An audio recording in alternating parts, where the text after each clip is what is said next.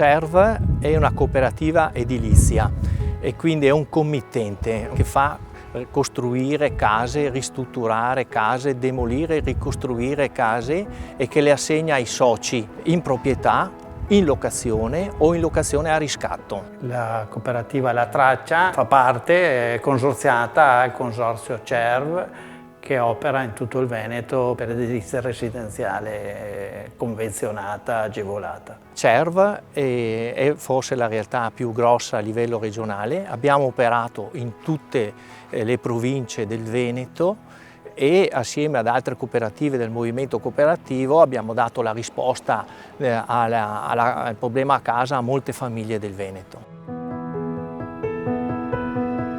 Diciamo che la peculiarità della cooperativa rispetto a una classica immobiliare è quella, prima di tutto, dell'intervento che non ha scopo speculativo come per tutte le cooperative.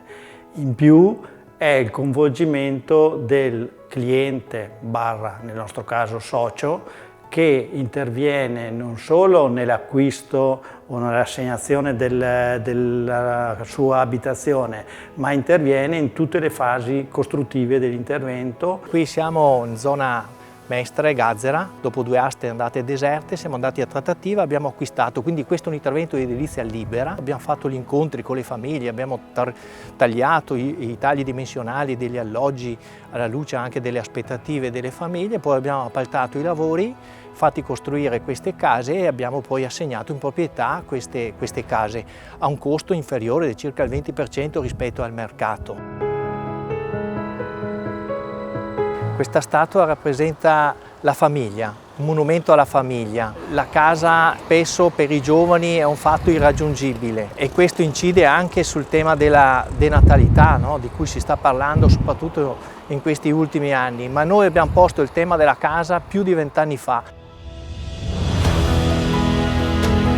Ogni iniziativa che facciamo, qui siamo in un cantiere a Treviso, località Santa Bona, rappresenta un'evoluzione verso lo sviluppo sostenibile. In totale sono 19 alloggi, saranno tutti in classe energetica A4 e non c'è più il gas, non si usa da alcuni anni nei nostri programmi costruttivi il gas neanche per uso cucina. La casa del futuro sarà sempre più attenta all'ambiente, sempre più smart nelle sue dotazioni interne. Le sfide per il futuro è la rigenerazione urbana, è intervenire nei quartieri residenziali degli anni 50, degli anni 60, del secolo 70, del secolo scorso, con interventi di ristrutturazione, demolizione degli edifici obsoleti, brutti, energivori e con problemi di barriere architettoniche, ma nel contempo bisogna fare la rigenerazione sociale, cioè tenere il ceto medio, riportarlo ad abitare questi luoghi.